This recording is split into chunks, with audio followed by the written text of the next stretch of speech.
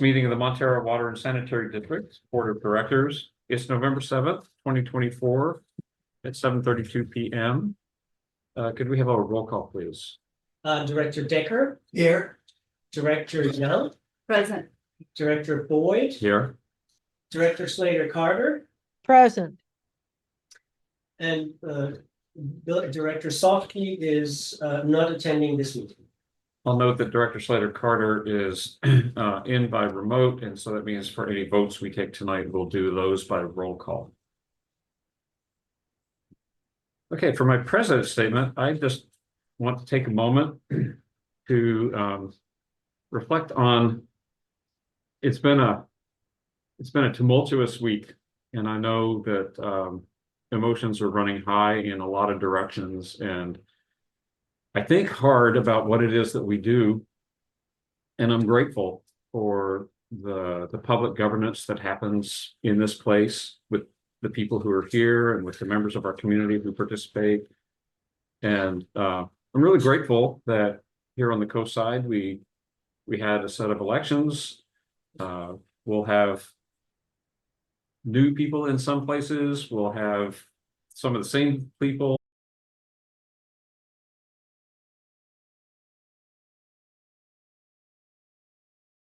being returned to office, ran unopposed, so we weren't even on the ballot. But we're all here to do a job for the community, and it's part of what makes our country work. And we're dedicated to doing that work. I wanted to read specifically for our work. Montara Water and Sanitary, years ago, we spent a lot of time and put together a mission statement, a vision statement, and a list of values. And given all the things that are going on, I want to just take a moment to appreciate just how clear some of this is. Our mission: to sensitively manage the natural resources entrusted to our care, to provide the people of Montara and Moss Beach with reliable, high-quality wastewater and trash disposal services at an equitable price, and to ensure the fiscal and environmental vitality of the district for future generations. Our vision: trusted and proven to cost-effectively provide our customers with the services they need.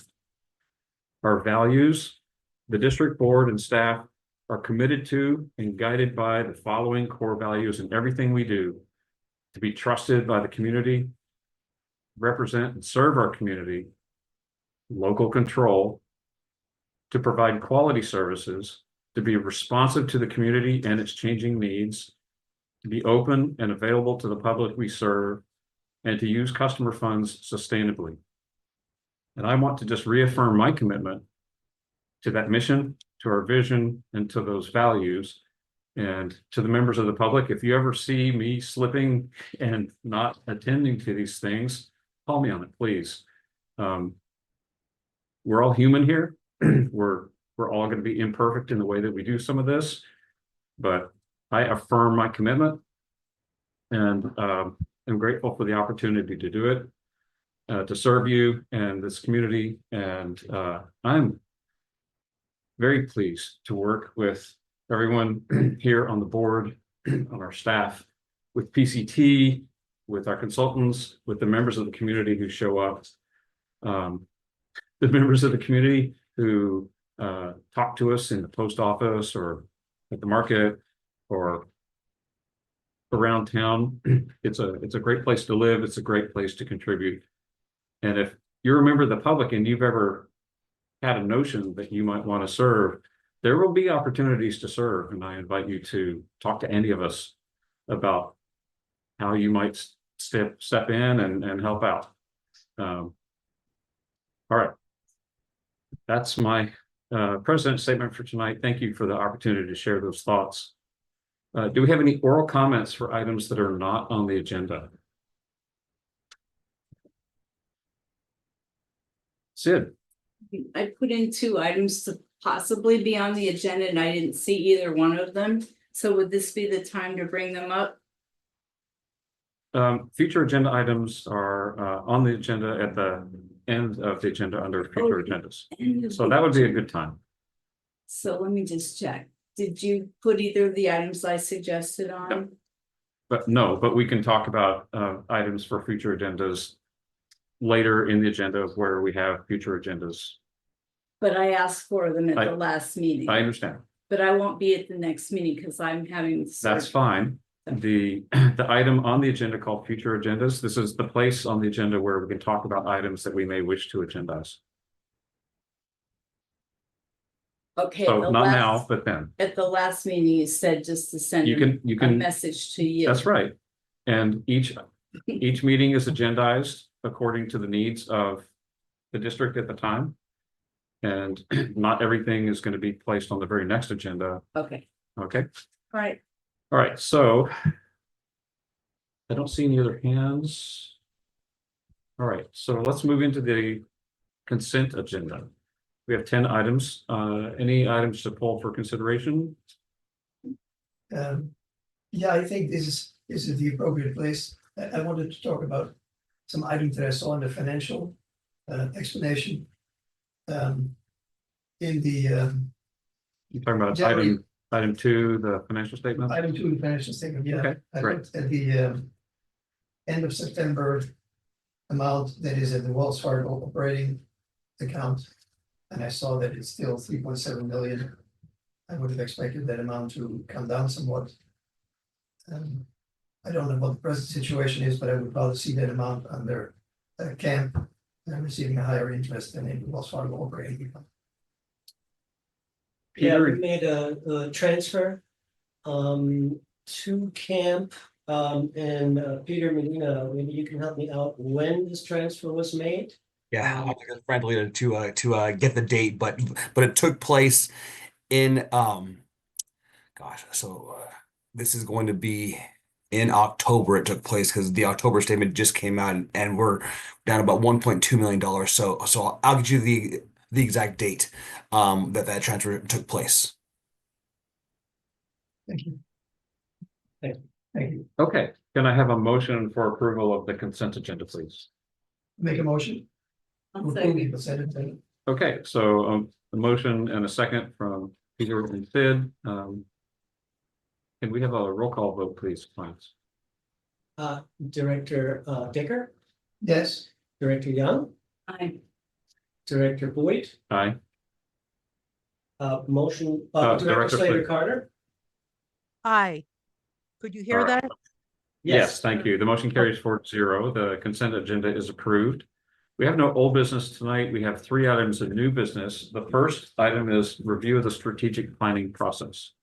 Yeah, Scott, I actually suggest that we move this item, that we pull other items forward because we wanted to present the consultant, Martin Roush, to the group, and I don't see him yet. Okay, so let's move on. We can come back to item 1 if we get Martin. Catherine, I see you unmuting. Catherine Moore, did you want to say something? No, I am in a bad position, so let's get this meeting Oh. over. No. Ron Catherine. Let me. No, I think I'm next on your agenda, on your item. So Okay, all right. We'll come to you then. All right, we'll take item 1 later if we get Martin on the line. In the meantime, item 2, review and acceptance of the June 30th, 2024 GASB 68 actuarial evaluation. Yeah, thanks, Scott. This is the annual report, the GASB 68 actuarial evaluation that is needed for our audit. So this is really in the context of the audit, which is another item on this agenda, the timeline of the audit. I'm just gonna ask Peter Medina to just present this item, just a brief staff report before we hand this over to Catherine Moore. She's with Foster and has provided the actuarial services, and she will be presenting the results. So Peter, you can just introduce the items. Yes, and I'll be as brief as possible because Catherine is going to be much better at this than I am. But yes, GASB 68 it's over 10 years old now. But what it is basically putting the pension liability onto the statement of net assets. Prior to that, it was really just off the books, and where there were payments made. Contributions on a regular basis, but GASB 68 really, just like I said, put that liability, or for our case, for many years, an asset, onto the books. So I said we go through this every year, the actuary to really come through with our footnote disclosures as well as the liability, and a couple of entries that come from that report are given to us to kind of complete the audit process. So with that, I'll turn it over to Catherine. Okay, thank you. I will share my screen if that's okay. Yes, please. Um,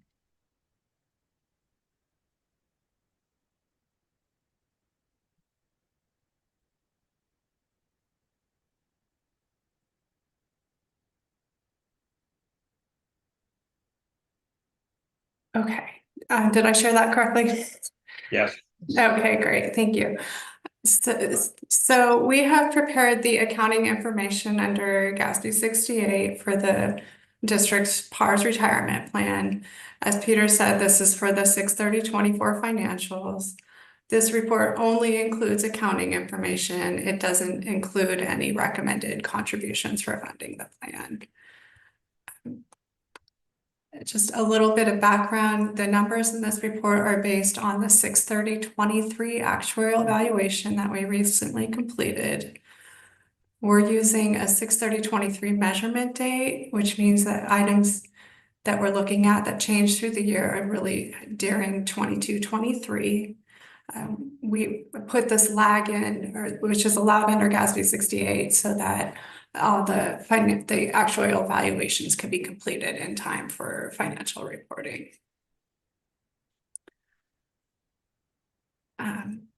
The first note disclosures I want to talk about is the expected long-term rate of return. This is the plan is funded through PARS Capital Appreciation Fund. We have the allocation here, and they are expected real rates of return for each asset class. And so overall, we're using an expected long-term rate of return on investments of 6.25%. This is the same rate that we have used in recent years. A little bit more about the plan. This is the number of participants as of the 6/30/23 measurement date. There were 2 retirees receiving ongoing monthly benefits. There were 2 participants that had terminated but had not yet refunded their employee contributions, and there were 8 active employees. Okay, so now we get to the net pension liability. This has a comparison with last year, and then this year is on the right. This shows the total pension liability, the fiduciary net position, which is a fancy word for assets, and the net pension liability as of the fiscal year end. The next slide goes into details of what changed during the year, but this just gives an overall.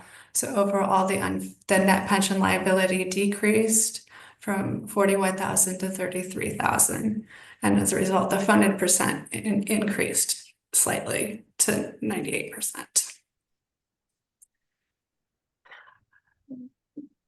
So this disclosure shows a reconciliation of the liability and assets through the year, over the year. Beginning of the year, there was a 1.2 million liability that increased during the year for the service costs, which is just an estimate of the benefits that were earned during the year. It's increased by interest. We did do this is picking up a new actuarial evaluation, so it is picking up new data. And this piece here is, there was a little bit, the liability increased a little bit more than we expected based on changes in experience and the data. And then finally, the liability is decreased by benefit payments that were paid during the year. On the asset side, we started with the 1.2 million. It was increased by employer contributions and employee contributions, and also net investment income. This was approximately 9.9% return for the year, where we had estimated 6.25. So, and then then the assets were also decreased for benefit payments and expenses. So overall, the unfunded piece decreased mostly due to investment earnings more than expected, but a little bit was offset by experience losses.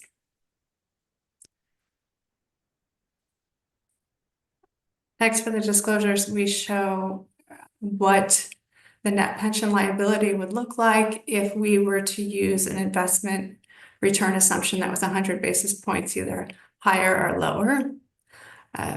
Since this plan is very close to 100% funded, a small change in the investment return assumption is going to create a big swing in the unfunded and the net pension liability.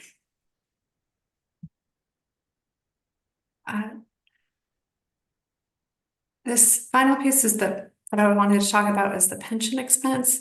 This is very much an accounting number. It's kind of a balancing item that reconciles the beginning of year balance sheet amount to the end of the year. It isn't tied to districts' cash expenditures in any way. It's very much just an accounting number that is required under GASB 68. So those were all of the pieces I wanted to talk about tonight. I think those are the highlights, but if you wanted me to go into more detail, I could.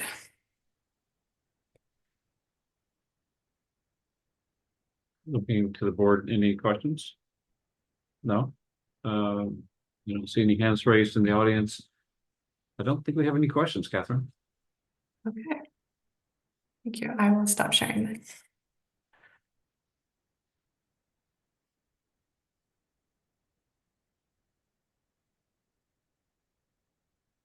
So the item in front of us is to review and accept the valuation. To receive it. I don't believe we need to take any action. I think we can acknowledge and thank you for your work. There's no action that the board needs to take. Thank you very much, Kathleen. Like I said, this will find its way into the audit, and this is really the next agenda item that we're also talking about. You can talk about how this is integrated into the audit. Thank you. Thank you, Kathleen. Okay. Thank you. Catherine, thank you very much. This is important work, and we're really glad to have a good, clear basis for the valuation. Thank you. Right. Let's go then to item 3, review of the 2023-2024 audit status and timeline. Yeah, so Peter prepared a timeline for our audit. And again, this was really a piece that was still missing, but there is some other work that is still needed. So Peter, if you would just tell us a little bit about the process and when we will receive the fiscal year 23-24 audit. Okay. Thank you, Clemens. I'm happy to say that the process is just about complete. We received a draft on Tuesday, late Tuesday, which has now been reviewed. It's now back into the auditor's hands to work through our draft changes and various review notes that came up during the review. But we were kind of held up by the major piece that was missing was really GASB 68. It represents, gosh, I mean, in terms of footnotes, it's probably about 4 or 5 solid pages of the disclosures, which are really kind of recreations from the GASB 68 report. But happy to report, like I said, that the actual report is completed. We worked through that data into the audit. The memo that was attached is really kind of just goes through the process. Because I said we went through our audit process. The trial balance was was completed. So basically, we had our books closed as of September 6th, and that's when the trial balance was uploaded to the auditors, and they came out to do on-site field work on the 10th, and they completed the large part of their testing, thanks to the hard work of really Tracy and Sonia, pulling all of their requested items in really about a day or so to have ready for them when the auditors got there at say 8:30, 9 in the morning.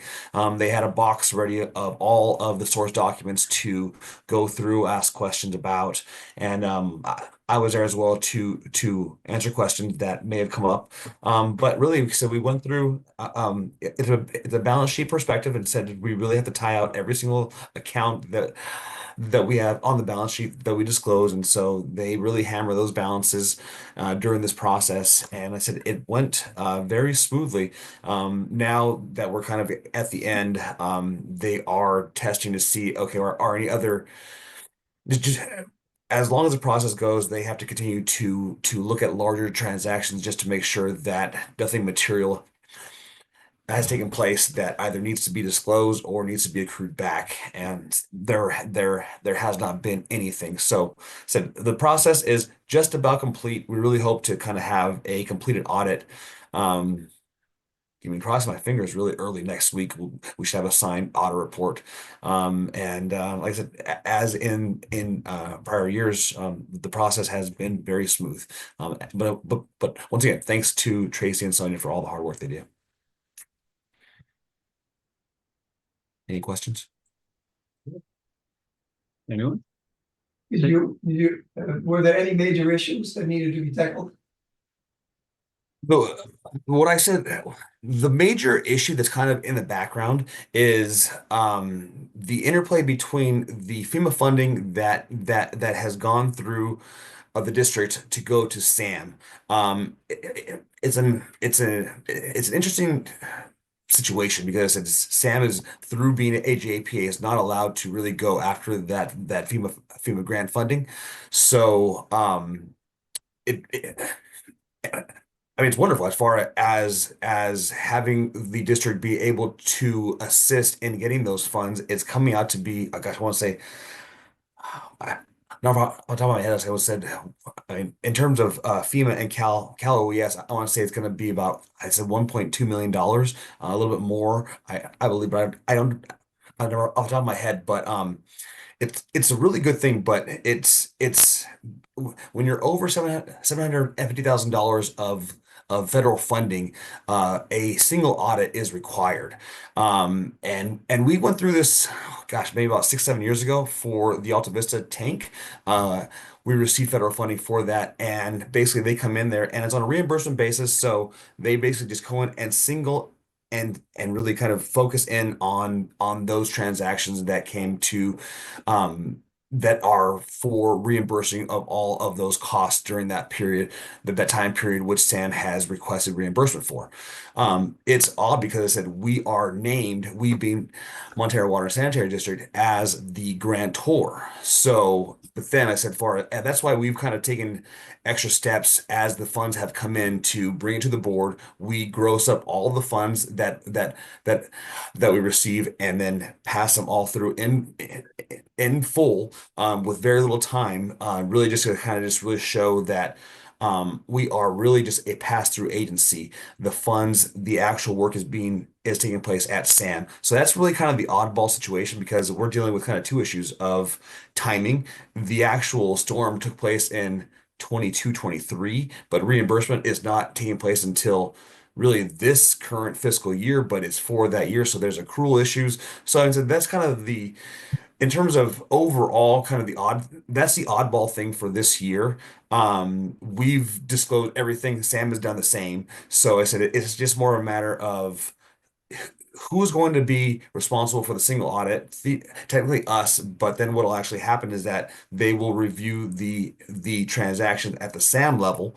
And then in terms of timing as well, because it said because it's broken up over years, the $750,000 is they're going to look FEMA is going to look at it as far as the project overall and not break it down by fiscal year, because if you break it down by fiscal year, we're under 750 for each year. So once the project is fully complete, I suspect there will be a single audit. It will be in 24, 25, and really kind of borne by Sam.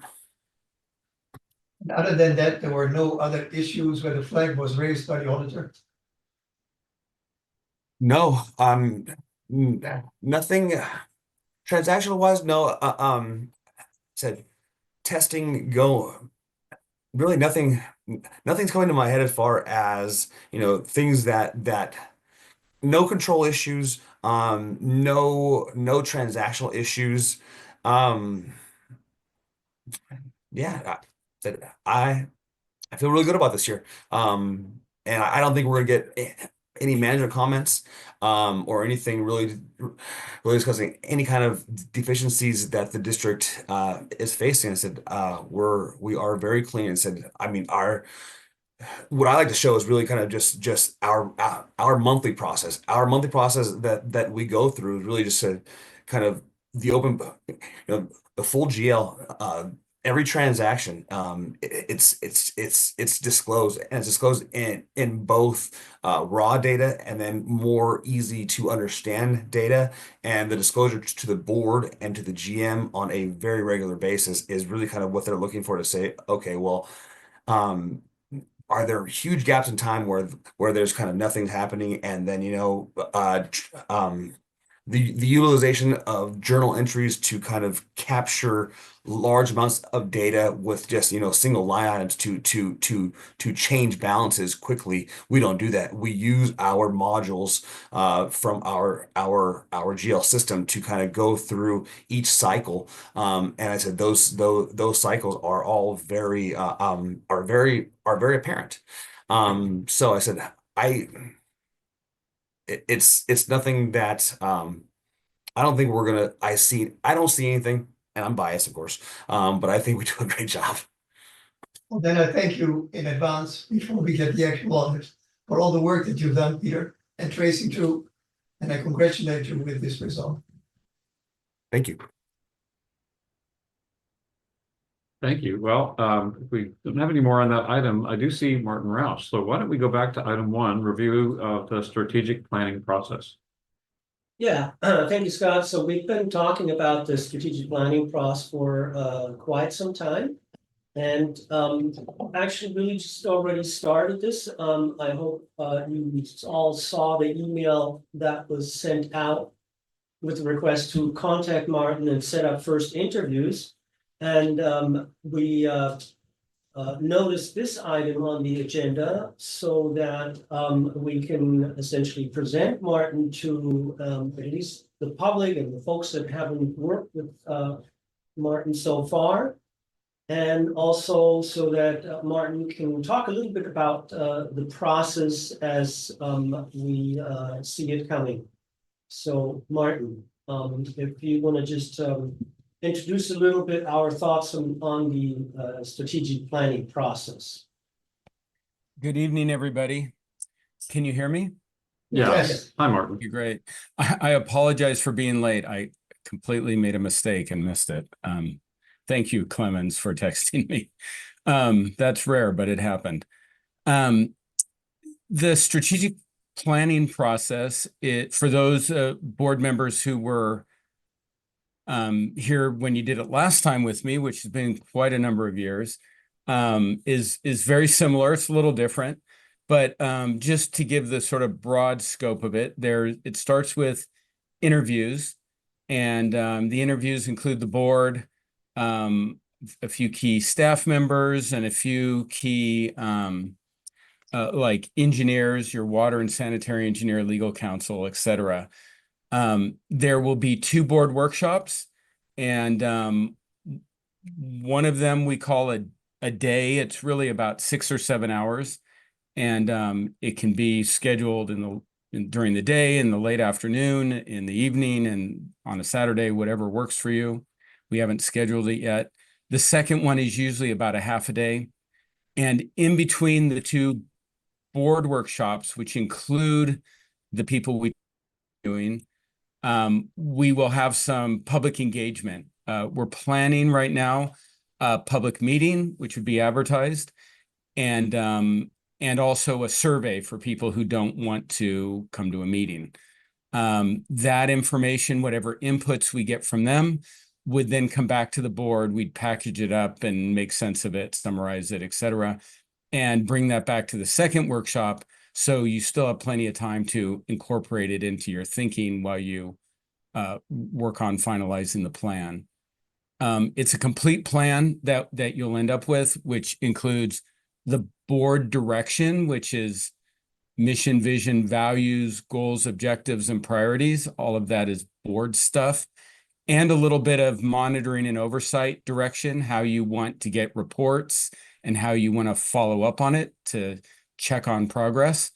And it will include a work plan from staff providing a description of how they intend to make your goals, objectives, and priorities real in the world, and what kind of work and what kind of timeline, et cetera. That's the basic outline of the plan. Clemens and I have discussed conducting the interviews in November. You were invited to start that. You can start reaching out to me anytime. I can reach out to you as well to schedule, and holding a workshop in early December. If you can't find a date or want to move it, it could occur in January as well.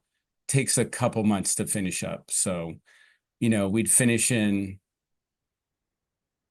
February, March, April, just sort of depending on the pace of the workshops is really what, and having the public workshop in the middle adds a little time just for scheduling and digesting that information. That is a brief first go at describing what we plan to do. I know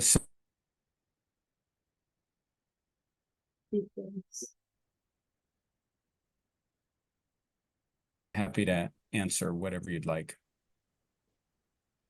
Martin, you were just cut off for about 30 seconds. If you can just repeat the last 30 seconds. My final comment, I'll try to guess what I said in the last 30 seconds, was some of you are familiar with these. You've done these with me before. But you may have questions, you may have suggestions or things you'd like to incorporate. And I'm happy to answer your questions and respond. I have a question. Yeah, go ahead, Sid. What kind of venue are you thinking for the public part? What type of what for the public? I'm sorry, I missed that. Venue. Well, Clemens has mentioned that that's a challenge in your area. So we need to figure that out. I don't know. Clemens probably can answer better, but we need a place that can accommodate however many people come. And last time we had a huge crowd.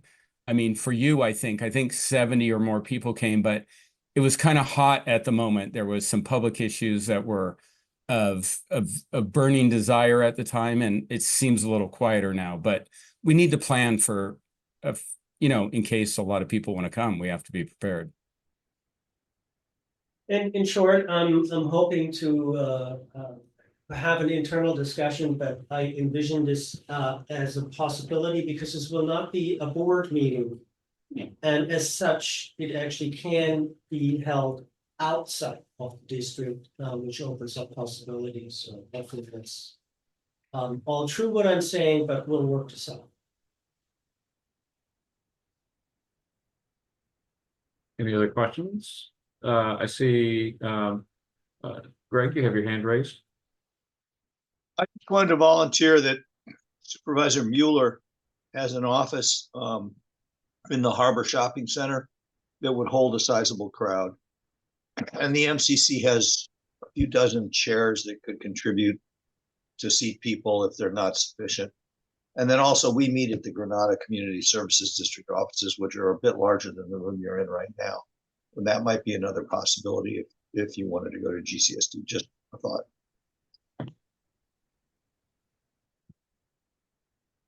Well, I would just express a preference if we can possibly find a way to meet in the district. I think that would be the most respectful to the members of the community. Certainly understand the challenge. Right.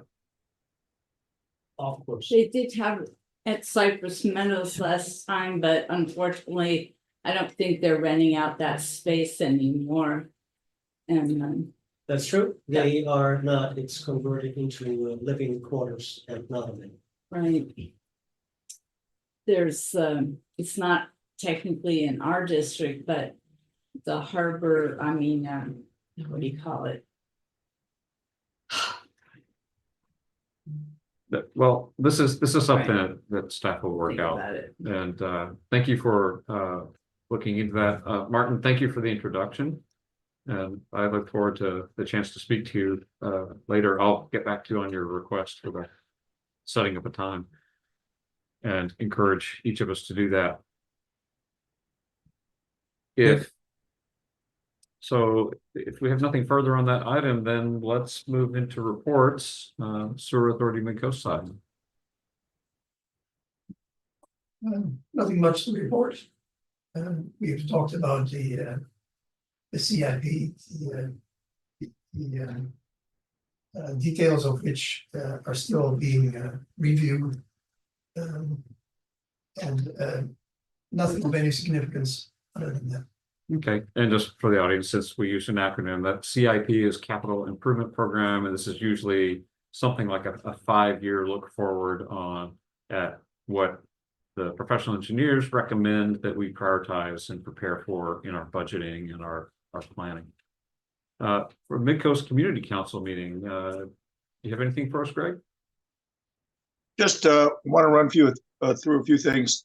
I hope you're all aware that there's a pilot project on an urgent care center by Dignity Health in Half Moon Bay, while the Seton Hospital, so-called hospital, is being renovated, fixed up from the storm damage. This pilot will only continue into a real facility for urgent care if we use it. So please, if you can, go to Half Moon Bay, get your vaccines and whatever other minor things you see necessary attended to, so that we can demonstrate we can support a health facility. Apparently, it takes all insurance, including Kaiser. There's also a survey to take about your healthcare needs that's been distributed, posted on Nextdoor, and is on the MCC website. So I invite you to take that survey to register your interest in healthcare on the coast. The MCC sent a letter requesting a dark skies lighting ordinance. We've had a lot of problems with bright lights in our area, complaints at the schools in Farallon View and down at the El Granada fire station. And if anybody care to join me in protesting the new bright lights on Highway 1 at 7th and 8th Street, I'd appreciate it. There was a hearing at the California Public Utilities Commission regarding essentially community television providers like PCT.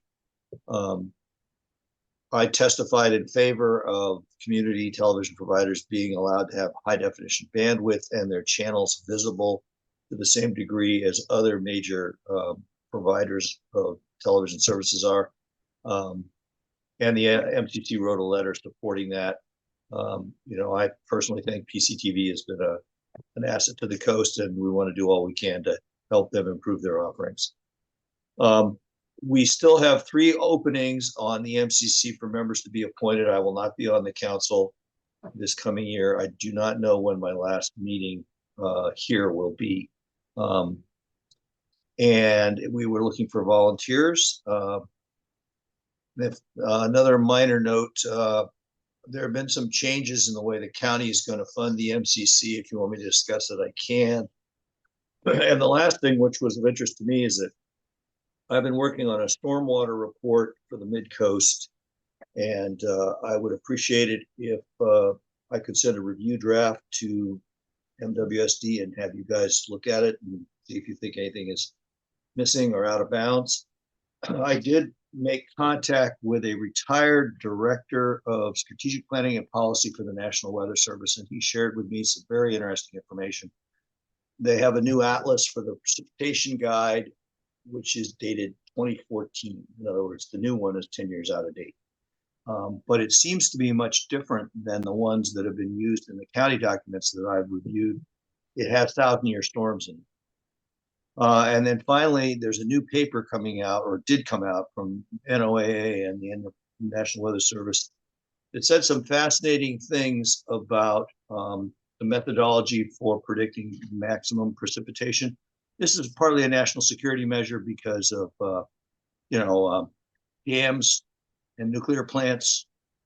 And what the paper says in the executive summary is they've been doing it wrong for years. They knew they were doing it wrong, but it didn't matter until climate change. So now they're going to try and work on doing it right. And that's a technical discussion I won't get into. It could take them a decade to figure out how to do it right. And they're also going to redefine precipitation to be, in my words, the cumulative probability of safety over a given period of time, which is, I think, a needed change. And they're also going to take into account the watershed, which shocked me because I didn't know that wasn't something that was considered. So it seems to be a major change is in the offing in terms of how we assess our risk for storms. All right, that's it for me. If there are any questions. Greg, you didn't mention the address for the emergency urgent care. That's because it's not on the top of my head. It's 799 Main Street. If people are needing to go there, if you're trying to, boost the attendance for it. Thanks, Sid. Sure. Okay, thank you. Really appreciate you being here and sharing all that with us, Greg. Catherine, anything on CSDA or LAFCO? Oops, nothing to report. Okay, thank you. Christine, anything for attorney's report? No report. All right, any director's reports? Okay, Clemens, anything to add to your written report in the agenda? No further report. Okay, let me just mention. I have a question. Yes. On the report or the unaudited financial statements summary, the executive summary that Clemens made. It says MWSD received a claim reimbursement in the amount of $20,383.38 due to stolen check fraud. The incident took place in fiscal year 23-24. That goes into the sewer budget versus actual, but the same thing also goes into the water budget. Is that a mistake? So first of all, are you in the consent agenda on the financial statements, or? I'm in the prepared for the meeting of November the 7th. Your unaudited financial statements executive summary. Good. Which item is that from? So Is that's that the from the consent consent agenda? item to number 2. On the agenda, it fills into the general manager's report. It's in the general manager's It's report? in the general manager's report. Okay, all right, let me just take a quick look. And this is and where is it exactly? 5400 legal. I'm sorry, there must have been some sort of That may be a filing. page or filing error, maybe, because what you're referencing is consent agenda. Item number 2, and what is the line item? 5400 legal. Yeah, 5400 legal. the general manager's report doesn't have that in it. Sorry. So this may be a reproduction. And That's from the executive summary. Question That's is, from the financial statements. yes, You have it's from repeated- financial statements. you have repeated these items in both water and sewer. It should only be in one, not in 2. Peter, sounds like an item for maybe you to check into, and why don't we just take that under advisement and I'll send an email about that later and clear it up with you, Peter, Director Decker. And as far as your question at the beginning of the meeting, I sent the information to Clemens as far as the camp balance as well as the transfer date. Yeah, I can share that with you this morning. okay. Okay. let's move on to future agendas. Sid, you sent in a couple of things, a couple of requests for items for possible inclusion on the agenda. I'll note that Clemens sent you detailed responses to both of those. Oh, he did. I'm sorry. Yeah, so I'd didn't see direct them. your attention to the reply emails, and I think he addressed them in some. Can I ask you, when I checked my email today, I didn't see them, but there was something in here about, I can help you. I can help you after the meeting. I'll get you some dates and times to look for. no, what, it said there was some quarantined items. Well, we can help you look into the technical of Yeah. the mail. I don't always check my MWSD email. Okay, so now we're going to convene in closed session. We have one item, which is the City of Half Moon Bay versus Granada Community Service District et al., and that is we and Montara Water and Sanitary and Sewer Authority Midco side are the et als. If we take any action, we'll report that out after we come out of closed session. I'd like to thank the members of the public for participating tonight. Thank you so much for being here, paying attention. And we look forward to your feedback and interaction with you. And thank you again for the opportunity to serve. With that, we are in recess and wish the public good night.